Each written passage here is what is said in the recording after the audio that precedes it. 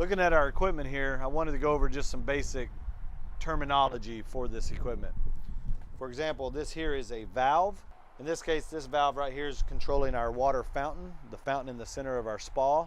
The valve there is fully open, and the valve here is fully closed. From there, we can talk about an actuator. An actuator is the same thing as a valve. It just has a mechanical motor mounted on top of it, which allows the controller to automatically turn that valve. Our pump, in this case, is a filter pump, but it's really a pump that we've designed it to be part of the filtration system, so therefore we call it the filter pump.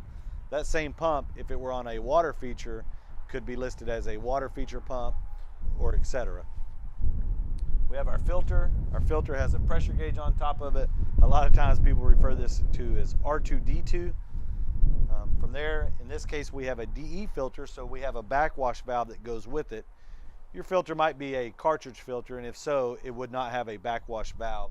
We'll talk about the operation of this valve in a later segment. From there, after the filter, we have a heater. This heater is just that. It heats the water. Our chlorinator, and last but not least, we have a check valve.